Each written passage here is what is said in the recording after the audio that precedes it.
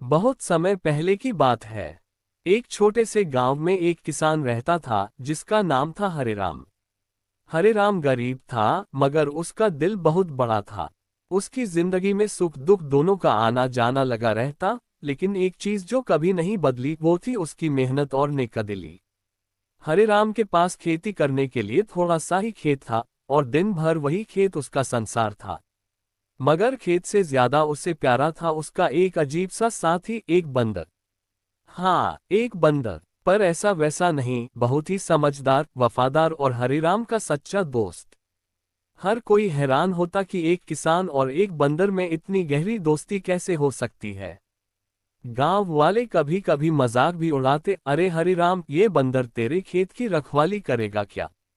हरिराम मुस्कुराकर बस इतना कहता, जिसका दिल साफ हो, वो इंसान हो या जानवर, भरोसे के काबिल होता है। हरिराम को पता नहीं था कि यही वफादार बंदर एक दिन उसकी तकदीर बदलने वाला है। केशव नगर राज्य के एक छोटे से गांव में हरिराम नाम का एक सीधा साधा मेहनती और ईमानदार किसान अपनी पत्नी के साथ खेत में बैठा हुआ था। देखना, हमारी फसल इस साल बहुत अच्छी होगी। हाँ, क्योंकि मेरी मेहनत के साथ साथ मेरे खेत की जमीन पर तुम्हारी मेहनत का पसीना भी शामिल है अर्चना। हाँ नहीं, सारे गांव में केवल तुम ही मेहनती और ईमानदार हो। तुम्हारे पास जमीन तो कम है लेकिन तुम्हारा दिल बहुत बड़ा है। कुछ देर बाद दोनों पति पत्नी घर चले गए। संगीत, मैं तुम्हें एक बात बताना तो भूल ही गई। घर में लकड़ियां खत्म हो गई हैं। अरे, चिंता मत करो, मैं कल सुबह सबसे पहले जंगल में लकड़ियां काटने के लिए ही चला जाऊंगा।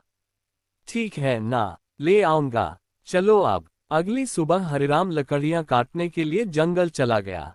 हरिराम एक पेड़ पर कुल्हाड़ी चलाने ही वाला था कि तभी उसने देखा झाड़ियों में एक घायल बंदर करा रहा था। हे भगवान, बाप रे, इस बंदर को तो लगता है किसी ने बुरी तरह से घायल कर दिया है। जरूर किसी जंगली जानवर ने इसके ऊपर हमला किया होगा। बताओ भला, बेचारे का हाथ खून से भरा हुआ है। ओह हो, हरिराम बंदर के पास बैठा था। काश तू बोल सकता तो बता सकता कि तेरी तकलीफ कहाँ है। फिलहाल तो तेरे हाथ में खून दिख रहा है, लेकिन जिस तरह से तू दर्द से तड़प रहा है ना, बाप रे, तकलीफ तो कहीं और ही है। उसी समय वहां एक साधु आ पहुंचा। कौन हो तुम, और बंदर से क्या बातें कर रहे हो। प्रणाम साधु महाराज, मैं तो बस लकड़ियां काटने के लिए जंगल में आया था। इस घायल बंदर को देखा तो इसके ऊपर तरस आ गया। लगता है किसी जंगली जानवर ने हमला किया है इसके ऊपर। देखिए ना, इसके हाथ से खून बह रहा है, लेकिन जिस तरह ये दर्द से तड़प रहा है, मुझे तो लगता है कि इसे कहीं और ही तकलीफ है।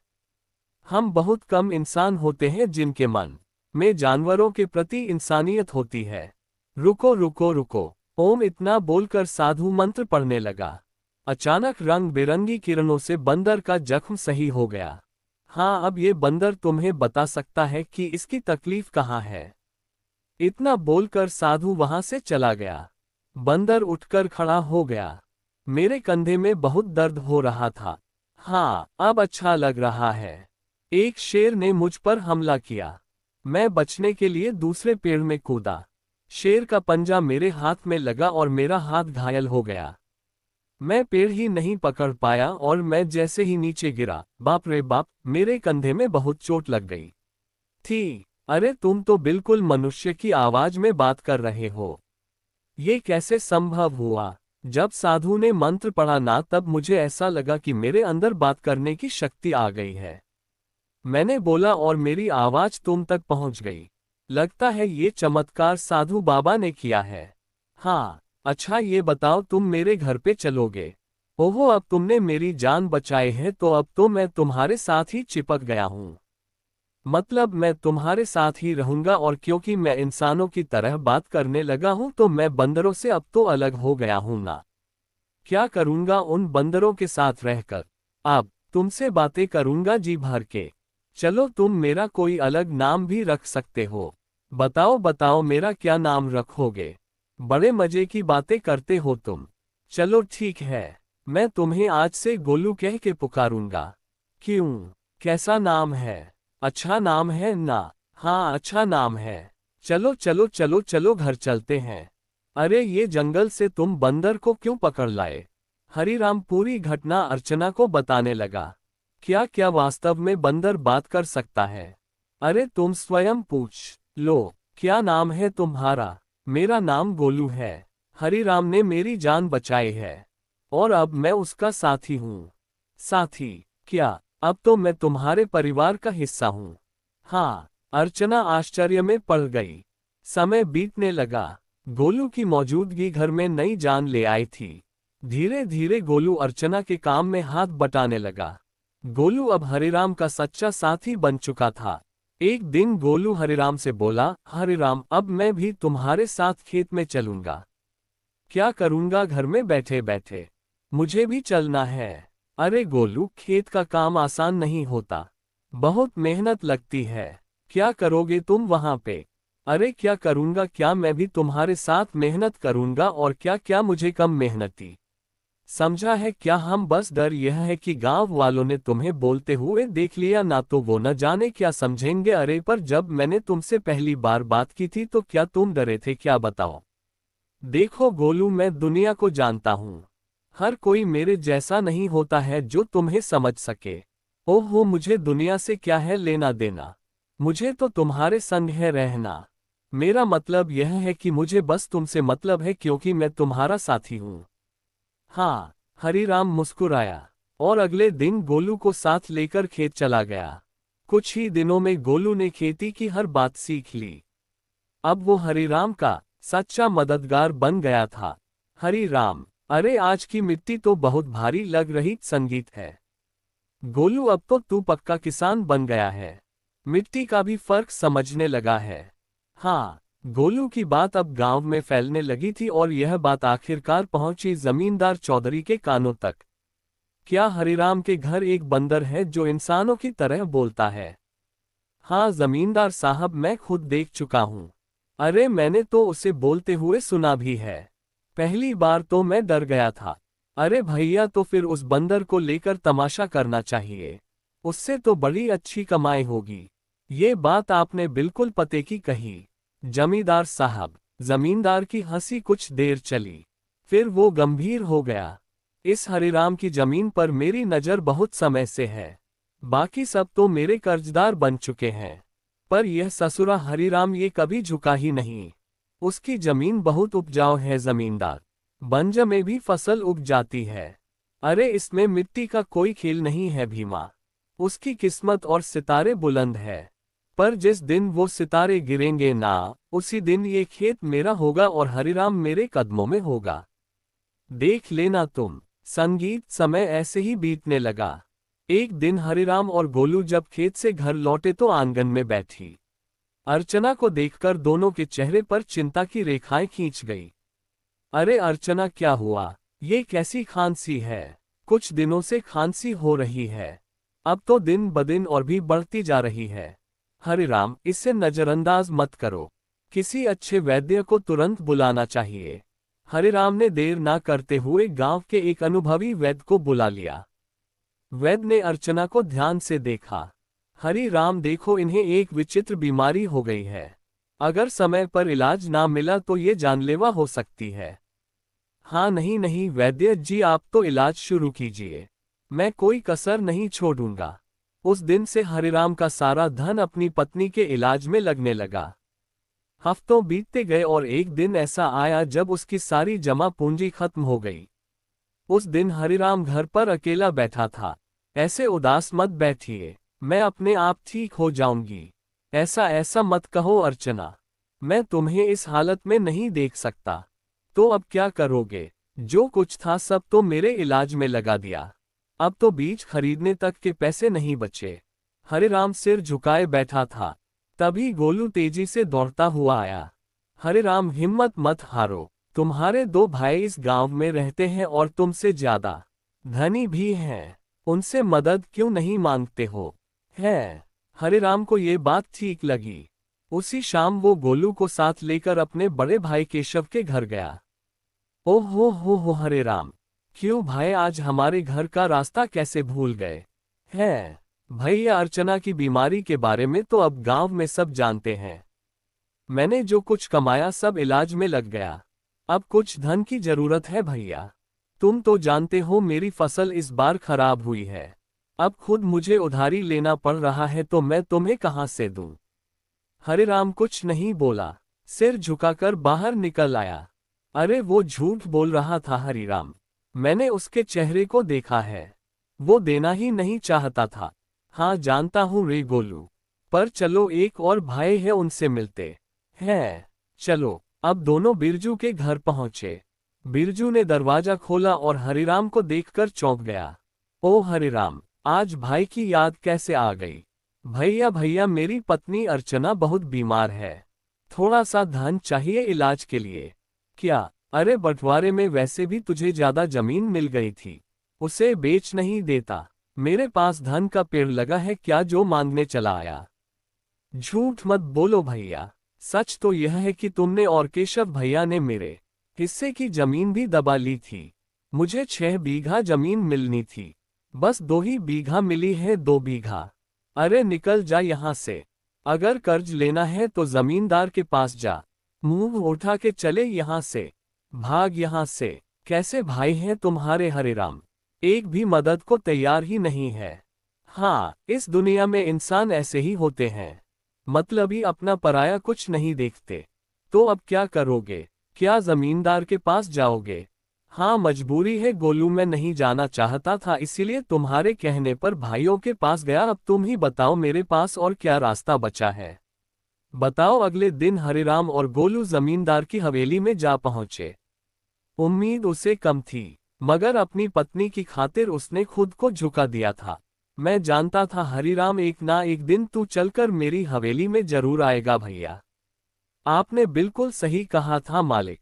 जब तक इसकी किस्मत चमक रही थी तब तक बहुत अकड़ में चलता था। अब देखो कैसा मुरझाए मुरझाए सा खड़ा है। ए जमींदार, तुम्हें किसी की हालत का मजाक उड़ाने का हक नहीं है। लोग तुम्हारा सम्मान करते हैं। तुम्हें भी दूसरों का सम्मान करना चाहिए। समझे। ए बदरवा, बकवास बंद कर। तू इंसानों की तरह बोलता है। इसका मतलब यह नहीं है कि तू इंसान बन गया है। समझा। हाँ भैया हरिराम, बताओ बताओ क्यों आए हो। क्या बताएं। आपको तो सब पता है। मेरी पत्नी बीमार है। सारा धन इलाज में चला गया। कुछ धन की आवश्यकता है। अच्छा, धन चाहिए तो भैया मेरी शर्तें सुन लो। ब्याज 50% और बदले में कुछ गिरवी रखना होगा। अब मेरे पास कुछ बचा है क्या जो गिरवी रखूं। जो सोने के आभूषण थे वो भी इलाज में बिक चुके हैं। अरे है ना, क्यों नहीं है। तेरे पास 2 बीघा जमीन है। भैया उसे गिरवी रखो। वक्त पर कर्ज चुकाएगा तो जमीन तेरी वरना मेरी। सीधा हिसाब। बोलो भैया। हरिराम सोच में पड़ गया। उसे अपनी पत्नी का जीवन बचाना था, मगर कीमत बहुत बड़ी थी। अरे ये तो सरासर अन्याय है। तुम किसी की मजबूरी का फायदा उठा रहे हो। ऐसे तो हरिराम कभी कर्ज ही नहीं चुका पाएगा। हे हरिराम, पहले तो तू इस अपने पालतू बोलने वाले बंदर को ले जा यहाँ से। नहीं तो मेरा मन बदल गया तो हो गया तेरा काम। जब से आया है पट पट पट पट। चुप कर हरिराम, चलो मेरे साथ। ये कर्ज मत लो। चलो गोलू, मेरे पास अब और कोई चारा नहीं है। अरे तुम बस चलो तो मैं तुम्हारी मदद करूंगा ना। हाँ चलो मेरे साथ। हरिराम गोलू के साथ चला गया। हवेली के भीतर जमींदार और भीमा गुस्से से खोल रहे थे। ए मालिक, हरिराम तो हाथ से निकल गया। अरे चिंता मत कर बेटा, मजबूरी उसे फिर लौट आएगी। कितना दूर जाएगा वो। हरिराम गोलू के साथ घर पर आ पहुंचा और गोलू तुरंत वहां से चला गया। शाम तक गोलू लौटकर नहीं आया। हरिराम और अर्चना की चिंता बढ़ने लगी। गोलू अब तक क्यों नहीं आया। कहीं जमींदार ने उसे कुछ कर तो नहीं दिया। अरे पता नहीं कहाँ गया। मेरा मन भी बड़ा बेचैन है। रात बीत गई। सुबह सूरज की किरणों के साथ ही गोलू वहां पहुंचा, हाथ में एक चमकती जड़ी बूटी के साथ। अरे गोलू, तू कहाँ था। हमें लगा कहीं तुझे कुछ हो तो नहीं गया। अरे मैं जंगल गया था उन साधु महाराज को ढूंढने जिनसे मुझे बोलने की शक्ति मिली थी। उन्हें मैंने सारी बात बताई और उन्होंने दया करके ये जड़ी बूटी दी है। उन्होंने कहा है कि इससे बड़ी से बड़ी बीमारी ठीक हो सकती है। हाँ, गोलू ने वो जड़ी बूटी अर्चना को दे दी। कुछ देर बाद अर्चना की आंखों में चमक लौट आए। मुझे बिल्कुल स्वस्थ महसूस हो रहा है, जैसे मैं कभी बीमार ही नहीं थी। अर्चना, तुम्हारी खांसी भी ठीक हो गई। और गोलू, तू तो हमारे लिए देवता बन गया। अगर तू नहीं होता तो मैं जमींदार से कर्ज लेकर अपनी खेती भी खो बैठता। हाँ, अब मेरी पत्नी तो ठीक है, लेकिन खेत में बीज डालने के पैसे तक नहीं बचे। मैं जानता था कि अर्चना के ठीक होने के बाद तुम्हें बीज की जरूरत पड़ेगी। इसीलिए मैं साधु महाराज से बीज भी लेकर आया हूँ। हाँ हाँ हाँ हाँ, ये देखो। क्या बीज? हाँ, उन्होंने ये चमत्कारी बीज दिए हैं। अब देखो, अगर तुम इन्हें अपने खेत में बो दोगे तो ऐसी फसल उगेगी जो पूरे राज्य में किसी ने नहीं उगाई होगी, और सबसे पहले तुम्हारी फसल ही तैयार होगी। हाँ हाँ हाँ, मजा आ गया ना, इतनी जल्दी? हाँ, लेकिन एक शर्त भी दी है साधु महाराज ने। जब तुम्हारा समय अच्छा हो जाए तब तुम उन लोगों की मदद करना जो जमींदार के कर्ज में दबे हुए हैं। अरे मित्र गोलू गोलू गोलू गोलू, तू मेरा सच्चा साथी निकला। हम दोनों मिलकर अच्छे से खेत में फसल बोएंगे। चल मेरे भाई। अगले ही दिन हरिराम, गोलू और अर्चना ने मिलकर खेत जोता, बीज बोया और आकाश की ओर देखकर मेहनत का वादा किया। कुछ ही दिनों में हरिराम के खेत में ऐसी फसल लहराई जैसे किसी ने पहले कभी नहीं देखी थी। गांव वाले चकित रह गए। अरे देखो रे देखो, हरिराम के खेत में तो जैसे सोने जैसी फसल लहरा रही है। आहा हा हा हा, हमारी फसल तो अभी जामी भी नहीं है और इसकी तो फसल भी तैयार हो गई। और उसकी बीवी अर्चना, जो कि महीनों बीमार रही, अब रोज खेत में काम करती है। भैया, ये तो कोई चमत्कार ही लगता है। कुछ दिनों बाद हरिराम की किस्मत बदल गई। चमत्कारी फसल ने उसे गांव का सबसे सफल किसान बना दिया। बाजार में उसके नाम की चर्चा फैल गई। हरि राम जपो राम नाम बन गया, तू धनवान, जो सोचा था वह हो गया। हंसी सच, हाँ वाकई में सच तो हो गया। लेकिन अब बारी है गोलू वादा निभाने की, उन सबकी मदद करने की जो जमींदार के कर्ज में डूबे हैं। हाँ बिल्कुल, चलो आज से ही शुरुआत करते हैं। अपने गांव का बिनेसर का खेत सबसे पहले छुड़ाते हैं। चलो, हरिराम और गोलू ने अपना मुनाफा इकट्ठा किया और एक एक कर गांव वालों का कर्ज चुकाने लगे। बिंदेसर, गोलू, रज्जो सभी ने अपनी जमीन वापस पाली।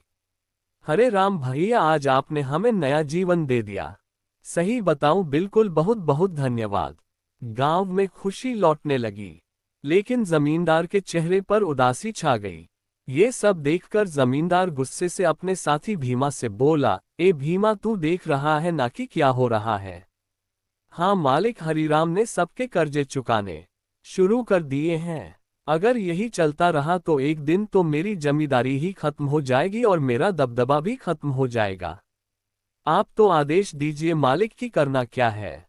अब बहुत हो गया भीमा। अगर यह हरिराम ऐसे ही सबकी जमीन छुड़वाता रहा तो मेरा क्या बचेगा?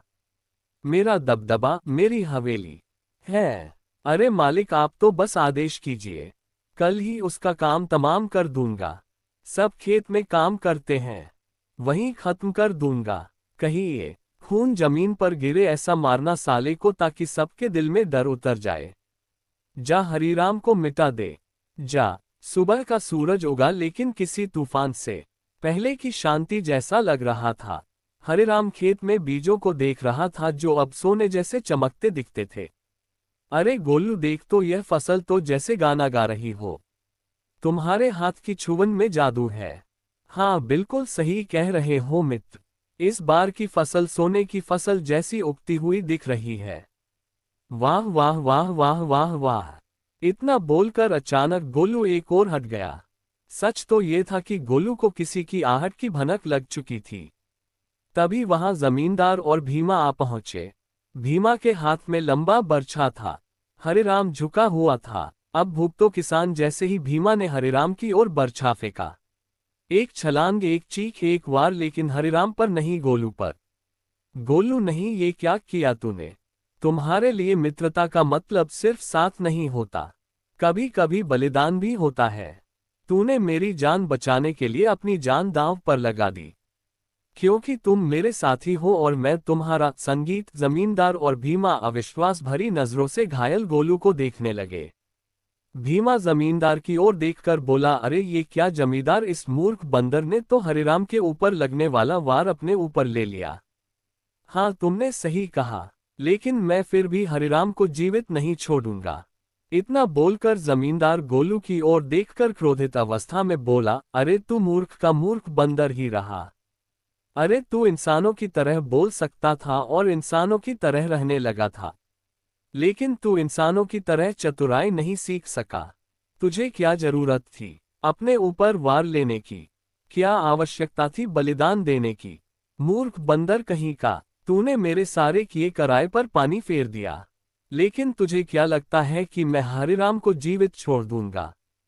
नहीं, मैं हरिराम को जीवित बिल्कुल नहीं छोड़ूंगा, क्योंकि उसकी वजह से ही मेरा गांव में दबदबा समाप्त हुआ है। तेरा ये बलिदान बेकार जाएगा रे मूर्ख बंदर। रुक जा। गोलू के होठों पर एक हल्की मुस्कान अब भी जिंदा थी। गोलू ने अपने मित्र हरिराम को मुस्कुराते हुए देखते हुए ही दम तोड़ दिया। तभी वहां वही साधु प्रकट हो गया जिसने गोलू को बोलने की शक्ति दी थी और जिसने गोलू को हरिराम की पत्नी को बीमारी से बचाने के लिए जड़ी बूटी और जादुई बीज दिए थे। साधु क्रोधित अवस्था में जमींदार और भीमा की तरफ देखकर बोला, जिसने निर्दोष की जान ली उसका पाप अब उससे बदला मांगेगा। जमींदार और भीमा, तुम दोनों ने बहुत बड़ा पाप किया है। तुम्हें इस संसार में खुलेआम रहने का कोई अधिकार नहीं है। तुम दोनों समाज के लिए खतरा हो। रुक जाओ। इतना बोलकर साधु की क्रोधित आंखों से रंग बिरंगी किरणें निकलकर भीमा और जमींदार के शरीर पर पड़ने लगी और अगले ही पल उनके शरीर में आग लग गई। कुछ ही देर में वो दोनों जलकर राख हो गए। गांव वाले इकट्ठा हो गए। साधु हरिराम की ओर देखकर बोला, हाँ, तुम्हारा और गोलू का साथ यहीं तक लिखा था हरिराम। लेकिन साधु महाराज, जमींदार के साथी भीमा ने मेरे ऊपर हमला किया था, लेकिन गोलू ने उसे अपने शरीर पर ले लिया। हाँ, क्योंकि वह तुम्हारा सच्चा साथी था। जाते जाते गोलू ने अपनी मित्रता का कर्ज चुका दिया। अपने साथी को कभी नहीं भूलना हरिराम। इतना कहकर साधु रंग बिरंगी किरणों में वहां से गायब हो गया। गांव वाले नम आंखों से गोलू के बलिदान की सराहना करने लगे। अरे ये कोई साधारण बंदर नहीं था भैया, देवता था, देवता, हरिराम का सच्चा साथी। हाँ भैया, इसमें अपनी जान दे दे और हम सबको बचा लिया।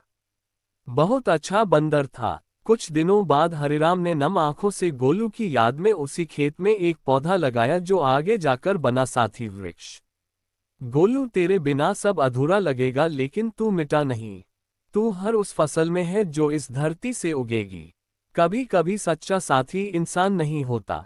हर किसी ने देखा कि किस तरह उस छोटे से बंदर ने अपनी जान की परवाह किए बिना हरिराम की खेती और जिंदगी को बचाया। वो बंदर जिसे लोग एक जानवर समझते थे, आज सबके लिए मिसाल बन गया था।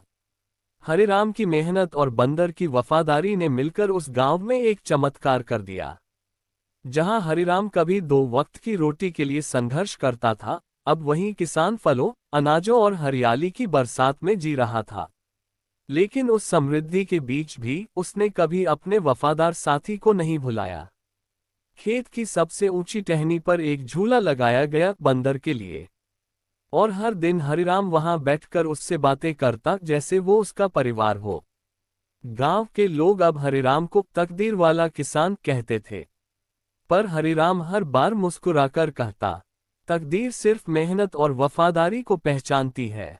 और इस तरह एक साधारण किसान और एक वफादार बंदर की कहानी बन गई, एक अमर दोस्ती और सच्चाई की मिसाल। अगर आपको ये कहानी पसंद आए हो तो अपने दिल से इसे एक प्यार भरी मुस्कान और चैनल को एक सब्सक्राइब जरूर दीजिए, ताकि अगली कहानी की घंटी आपके मन तक सीधे पहुंचे।